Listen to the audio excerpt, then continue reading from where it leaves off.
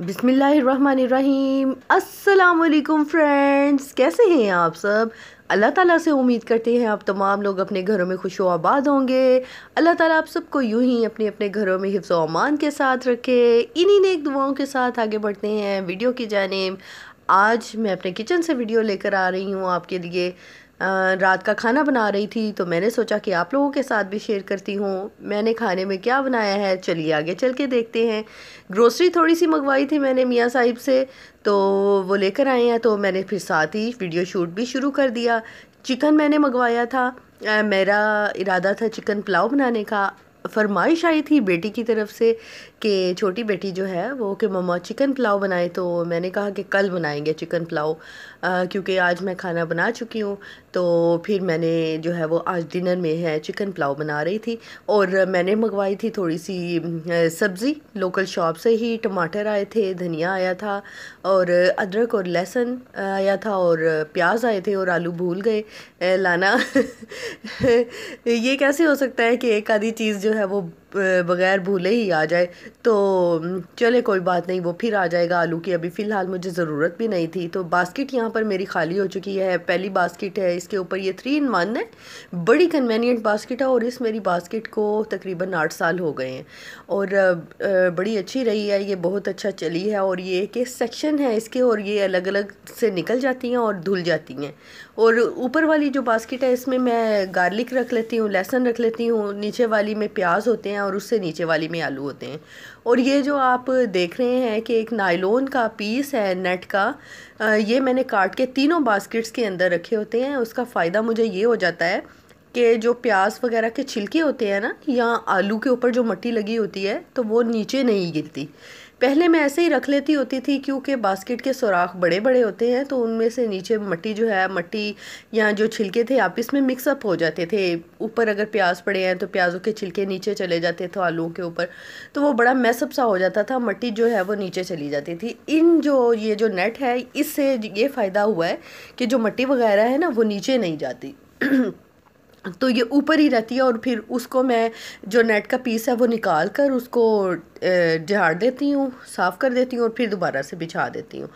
तो ये कहाँ से आया है नेट का पीस। आप लोग माल्टे, मौसमी, किन्नू वगैरह तो खाते होंगे। तो जो थैली में आते हैं माल्टे वगैरह, तो वो थैलियाँ जो है ना वो मैं ज़ाया नहीं करती, वो मैंने संभाल कर रखी होती है। मेरी आदत है कोई भी चीज़ घर में आ जाती है तो मैं उसको जो है ना ज़ाया नहीं करती। पहले मैं आइडिया ले लेती हूँ कि इससे मैं क्या फ़ायदा ले सकती हूँ, तो मैं उसको लाजमी संभाल कर रख देती हूँ। मेरी कभी भी आदत नहीं हुई कि कोई भी चीज़ घर में आए तो मैं फटाफट से डिस्कार्ड कर दूँ, चाहे वो कार्टन हो या कोई डब्बे वगैरह हो, तो मैं उनको संभाल लेती हूँ, ज़ाया नहीं करती। हाँ, मेरी जो ज़रूरत का चीज़ ना हो, बिल्कुल भी मुझे उसका इस्तेमाल कोई समझ में ना आ रहा हो, तो वो फिर जो है वो बिन की ज़ीनत बनते हैं। अदरवाइज़ मैं चीज़ें संभाल कर रखती हूँ। तो ये भी नेट जो है ये बड़ी अच्छी सी लगती थी पहले भी मुझे ना, कि ये बहुत प्यारी सी नेट है। अच्छा, जिसमें प्याज आते हैं वो वाली नेट भी, और एक बहुत मोटे मोटे जिसके रेशे होते हैं नायलॉन के, वो तो शायद उसका इतनी अच्छी वो नहीं रहती। पहले मैंने वो बिछाई हुई थी, लेकिन जब ये बारीक नेट आई है ना, तो इसको डबल करके मैंने काट के बीच में रखा होता है। तो आप भी अगर आपके घर में बास्केट्स वगैरह हैं जिसमें आप प्याज वगैरह, ऑनियन वगैरह रखते हैं, तो जो है ना वो रख लें। उससे ये भी होता है कि ये हवादार भी होती हैं, हवा भी लगती रहती है, आपका आलू प्याज जो है वो ज़ाया भी नहीं होता, ख़राब नहीं होता, गलता नहीं है। और दूसरा ये कि जो कचरा वगैरह है वो इसी के अंदर ही रह जाता है, बास्केट नीचे से नीचे नहीं जाता। तो बस यही वजह है कि मैंने इसमें नेट लगाई होती है। आगे फिर जो जनाब यहाँ पर हो रही है चिकन की सफाई, तो चिकन भी एक एक करके मैंने बोटी को धोना होता है, और इसका जो छिछड़े वगैरह होते हैं वो मैं नीचे फेंक देती हूँ, डस्टबिन में नहीं फेंकती। नीचे बिल्लियाँ वगैरह जो है ना वो खा लेती हैं। तो यहाँ पर चिकन वॉश हो रहा है। चिकन मैंने पुलाव बनाना है जो रवायती हमारा तरीका है। एक तो यखनी वाला पुलाव होता है, दूसरा ये कि मसाले के अंदर ही जो चिकन है ना वो मैं फ्राई कर लेती हूँ। मोस्टली मैं वही चिकन जो है ना पुलाव बनाती हूँ जो मसाले के अंदर बोटियाँ फ्राई हो जाती हैं। अलग से यखनी वाला पुलाव मैं नहीं बनाती। अच्छा, उसका शॉर्टकट बनाने का तरीकाकार ये है कि आपने जिस तरह आप चिकन पुलाव को तैयार करते हैं यखनी वाला, आपने उसमें सौंफ और धनिया डालते हैं। मैं क्या करती हूँ कि मसाले की जब भुनाई हो रही होती है तो मैं उसके अंदर काफ़ी सारी मिकदार में ना, आप कह लें कि 4 टेबल स्पून के बराबर, अगर आप 2 गिलास चावल बना रहे हैं तो उसमें मैं जो सौंफ और धनिया है उसको मैं ग्राइंड करके डाल देती हूँ, अच्छी तरह पीस के मशीन की मदद से। तो वो मैं मसाला उसमें मिक्स कर देती हूँ और स्पाइसेस थोड़े से बढ़ा देती हूँ। और सुरख मिर्च मैं नहीं इस्तेमाल करती, सब्ज़ मिर्च का इस्तेमाल करती हूँ। सौंफ धनिया पुदीना और सौंफ धनिया और नमक, धनिया कौन से वाला जो खुश्क होता है तो वो ग्राइंड करके ना, सब्ज़ धनिया की मैं बात नहीं कर रही, तो वो वाला आपने ग्राइंड करके वो बीच में हम डालते हैं। तो आप बिलीव करें कि इतना मज़ेदार टेस्ट बनता है उसका, बिल्कुल भी पता ही नहीं लगता कि यखनी वाला पुलाव है या दूसरा चिकन वाला पुलाव है।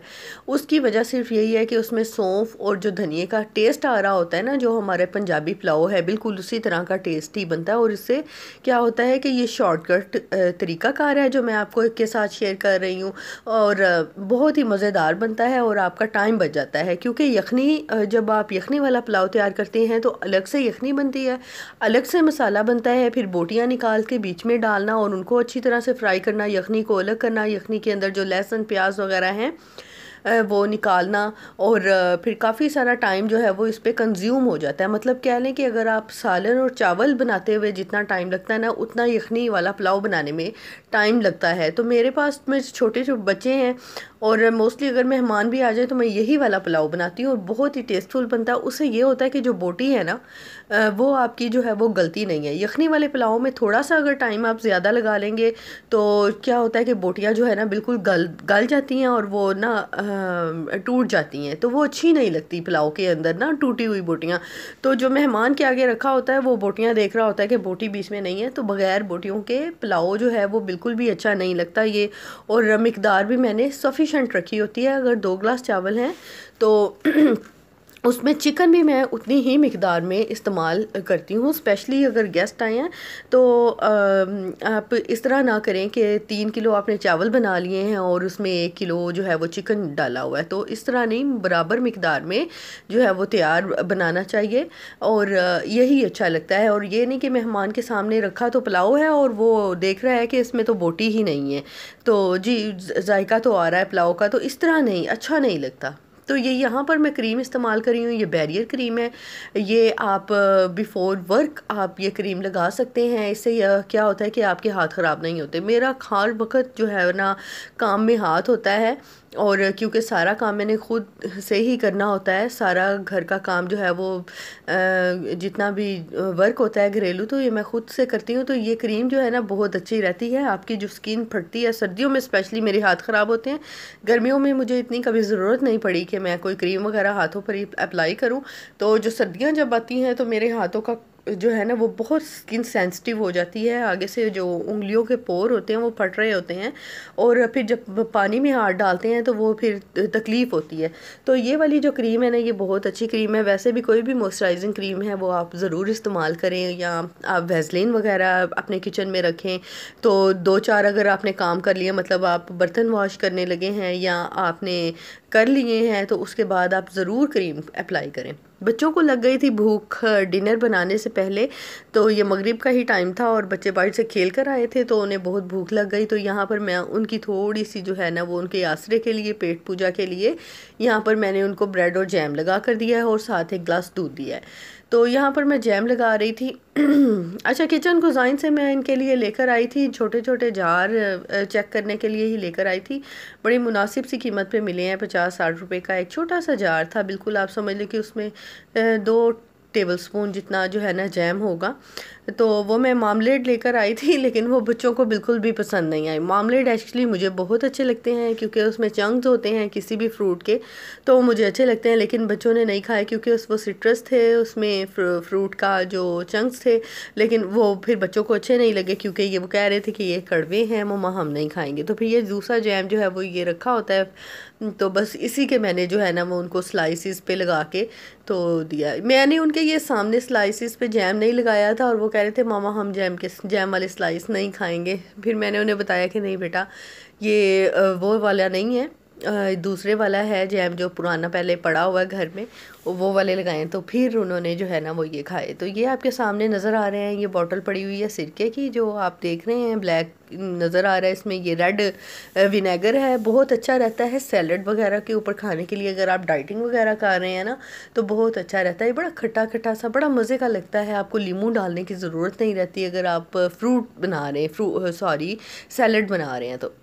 और ये छोटे छोटे जैम के साथ 2 जार पड़े हुए हैं और सिट्रस हैं दोनों, और बच्चों ने नहीं खाए तो बस ये मैं ही इस्तेमाल करूँगी। और बड़ा अच्छा सा मीठा है, बहुत तेज़ मीठा भी नहीं है इनमें। अच्छा, बच्चों के लिए जो है ना ये एक उनका स्नैक रेडी हो गया। अब मैं फिर दोबारा से आ गई हूँ अपने चिकन पुलाव की तरफ, और मैंने स्पीड पकड़ी होती है कि फटाफट से बन जाए, लेकिन आपको पता है बच्चों को ना बीच में भूख लाजमी लग जाती है। मैं उन्हें कह रही थी बेटा खाना बनने लगा है तो बस अब थोड़ा सा वेट कर लें, तो उन्होंने कहा कि हमें बहुत ज़्यादा भूख लगी है, बहुत ज़्यादा। तो फिर मैंने कहा कि चले मैं आपको जैम और स्लाइस दे देती हूँ। फ़िलहाल तो यही घर में मौजूद था तो मैंने उनको ये दे दिया। और यहाँ पर मैंने प्याज पील ऑफ कर लेने हैं। बहुत ज़्यादा प्याज भी अगर डाल देना अगर आप पुलाव में, तो वो पुलाव जो है ना मीठा मीठा सा बनता है तो वो अच्छा नहीं लगता। तो बस मैंने 2 ही प्याज इसमें लेने हैं। अच्छा, प्याज मिक्स आजकल आ रहे हैं, काफ़ी अरसे से ही तकरीबन मिक्स आ रहे हैं। बीच में रेड पे ओनियन होता है, बीच में वाइट होता है, बस जो सलाद वाला ओनियन होता है। ये जो वाइट ओनियन है ना सलाद वाला ओनियन है, क्योंकि ये कड़वा नहीं होता, ये मीठा होता है। और बीच में ये दूसरा है खाने वगैरह बनाने के लिए, ये लाल वाला जो प्याज है चॉप कर रही हूँ आपके सामने। तो ये अच्छे खासे आंसू निकलवा देता है बंदे के। तो मेरे भी निकल आए थे। और आपको ये जो कैमरे में नज़र आ रहा है ये मेरा चिमटा है, ऊपर हैंग हो रहा है ये जो मेरे कैबिनेट्स हैं इसके ऊपर। और दूध भी फिर साथ साथ बॉईल करना था। ये मेरे बिल्कुल नाइट टाइम की जो कह लें कि वो काम है, इवनिंग के काम है, बिल्कुल नाइट वर्क है इस वक्त। जो है वो मैंने दूध भी बॉईल किया है। दूध दिन में आ जाता है लेकिन मेरी ना आदत नहीं है फ्रिज में रखने की, क्योंकि फ्रिज में पड़े होते हैं फ्रूट्स की स्मेल बीच में चली जाए, मुझे ना वो दूध पीने को दिल करता है और ना चाय बनाने को दिल करता है। इतनी इसमें से स्मेल आती है फिर फ्रूट्स की, तो वो बिल्कुल मुझे अच्छा नहीं लगता। तो सर्दियाँ गर्मियाँ मेरा दूध बाहर ही रहता है। बहुत ज़्यादा सख्त गर्मी जब हो जाती है तो फिर मैं उनको फ्रिज में रख देती हूँ। और वैसे मैं दिन में 2 या 3 दफ़ा दूध को बॉईल कर देती हूँ और दूध जो है ना वो ख़राब नहीं होता।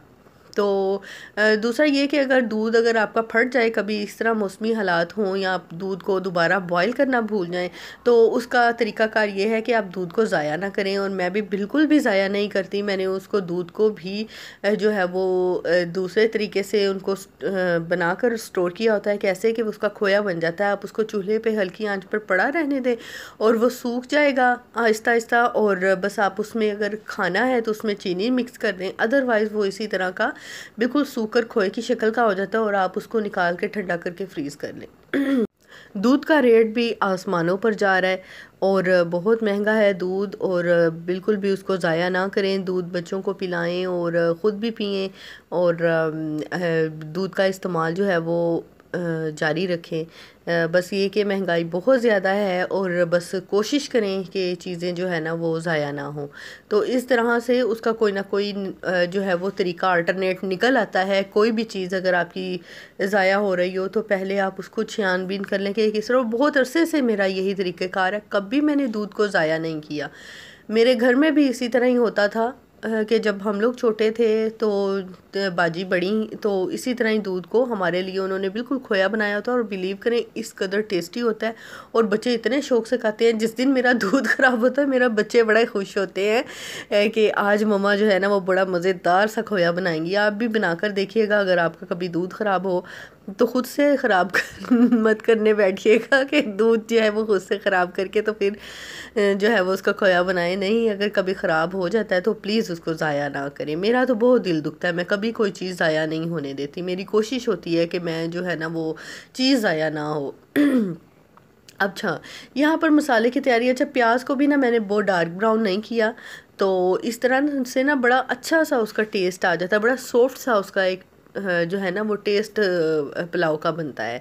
तो मैनुअली यहाँ पर अदरक और लहसुन जो है वो मैं कूट रही हूँ, और मशीन की मदद से भी चाहें तो आप कूट सकते हैं। और साबुत मैंने कभी नहीं डाला, क्योंकि साबुत जो चंक्स मुंह में आते हैं ना वो बच्चों को भी अच्छे नहीं लगते, और अच्छी तरह से जायका भी उसका बीच में नहीं है। तो बस अच्छी तरह से मैंने अदरक और लहसुन को कूट लेना है। अदरक और लहसुन की ज़्यादा मिकदार मैंने कूटी है, क्योंकि मैंने चिकन की यखनी भी तैयार करनी है, और मैं आगे आपको बताऊँगी कि कौन से प्रोसेस के साथ मैंने यखनी तैयार की है, जो आपको बाज़ार से यखनी मिलती है। तो वो बिलीव करें, वो जो ठेलों से मिलती है ना यखनी, वो मेरा बिल्कुल भी पीने को दिल नहीं करता। मुझे ना ऐसे लगता है जैसे पता नहीं, अल्लाह ही जानता है इन्होंने चिकन को अच्छी तरीके से वॉश किया हुआ है या नहीं। इतनी मिकदार में चिकन कौन एक एक बोटी करके वॉश करता होगा। ज़ाहिरी सी बात है, किसी बड़े बर्तन में डाल कर एक ही दफ़ा खंगाल कर बाहर निकाल दिया जाता होगा। तो घर में तो इंसान हाइजेनिकली काम करता है, हाथ से सफाई जो है वो अपने हाथ से जो की होती है ना उसी की तसल्ली होती है, किसी और के किए हुए काम की बिल्कुल भी तसल्ली नहीं होती मुझे। तो बस ये भी यहाँ पर भी मैंने इसी तरह ही किया है कि यखनी जो है वो बिल्कुल जो बाज़ार वाला तरीका है ना उस तरह की यखनी तैयार होती है।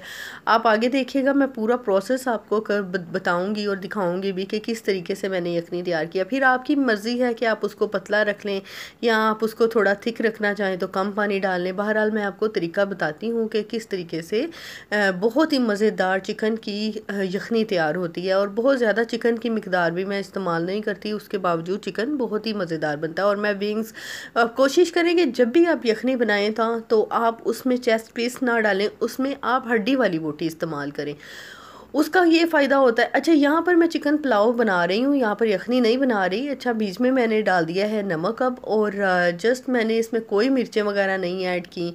और यहाँ पर मसाला हो गया है मेरा तैयार। देखिए मैंने ब्राउन भी नहीं किया, लेकिन फिर भी ब्राउन है, आपको ज़्यादा ब्राउन लग रहा है लेकिन इतना ये ब्राउन हुआ नहीं है।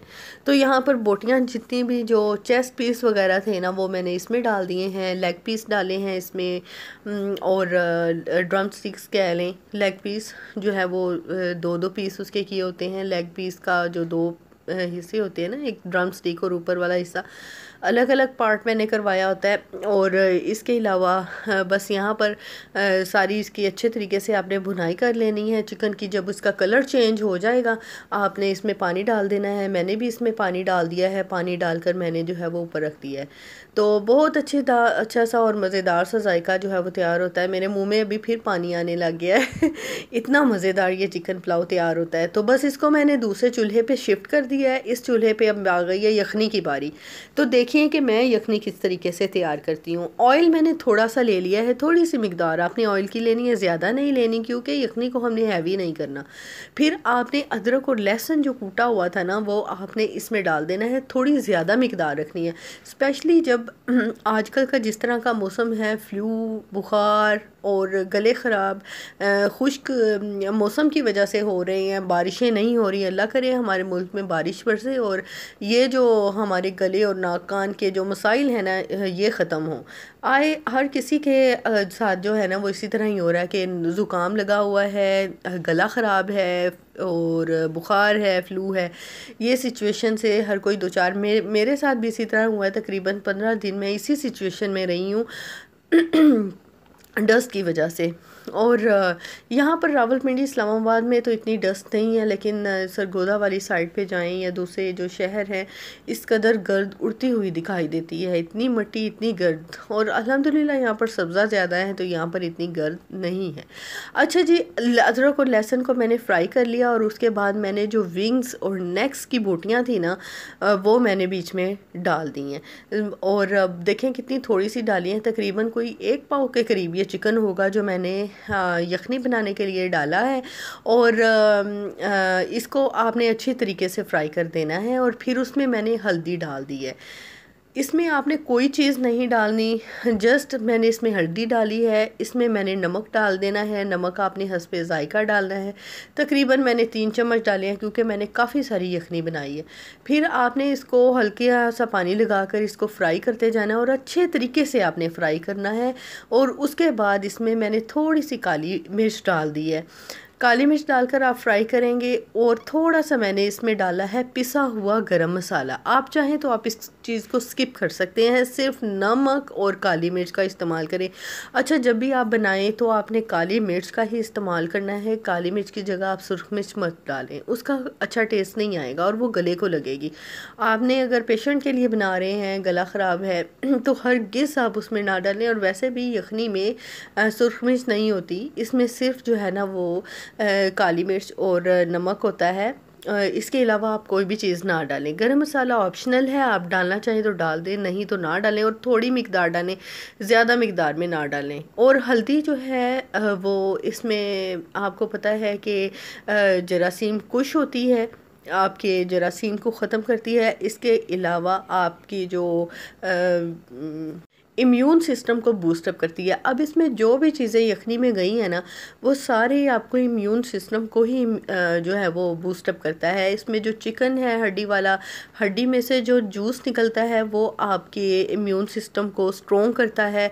और इसी वजह से कहते हैं कि यखनी पिएं, और इसकी वजह यही होती है। आप किसी भी बड़े गोश्त का ले लें, उसकी यखनी बना लें, चिकन की बना लें, बहरहाल हड्डियों वाली की बना लें। यहाँ पर पुलाव देखें पककर तैयार हो गया है। बहुत ही मज़ेदार और बहुत ही शानदार पुलाव तैयार हुआ था और बहुत ही मज़ेदार। आप बिलीव करें कि मैंने थोड़ा सा खाना था, मैंने ज़्यादा मिकदार में खा लिया और बहुत मज़ा आया इसको खाने का। और यखनी भी यहाँ पर देखें तैयार हो गई है। आपने प्रेशर देना है आधे घंटे का।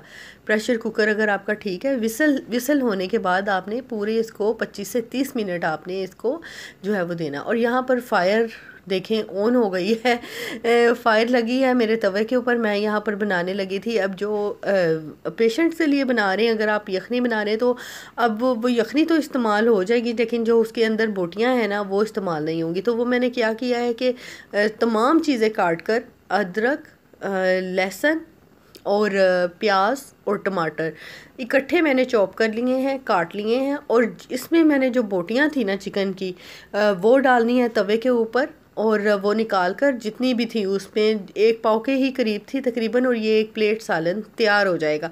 बस इसी में से मैंने निकाल कर इसको तवे के ऊपर ही फ्राई कर लेना है। तो उसी यखनी के का जो चिकन इस्तेमाल आपने किया था, उसका तवा चिकन बहुत अच्छा सा तैयार हो जाता है और ये पेशेंट के लिए बहुत अच्छा है। बस आपने इसमें अब सुरख मिर्च का इस्तेमाल नहीं करना, इसमें भी आपने काली मिर्च और नमक का इस्तेमाल करना है। अच्छा, इम्यून सिस्टम की मैं बात कर रही थी। तो जो हड्डियाँ होती हैं चिकन के अंदर से, उसमें से जो निकलता है अमीनो एसिड होता है, वो हमारी जो हड्डियों को बहुत स्ट्रॉन्ग करता है। और इसके अलावा इम्यून सिस्टम जो है, क़ुव्वत मुदाफ़ियत हमारे जिस्म में, वो उसको स्ट्रॉन्ग करता है। बस यहीं तक मेरी वीडियो थी। मुझे अपनी दुआओं में याद रखें। मेरे चैनल को सब्सक्राइब करें, बेल आइकॉन को दबाएं और मेरे चैनल को लाइक करें। इसी के साथ मुझे दीजिए इजाज़त। Till the next video. अल्लाह हाफिज़।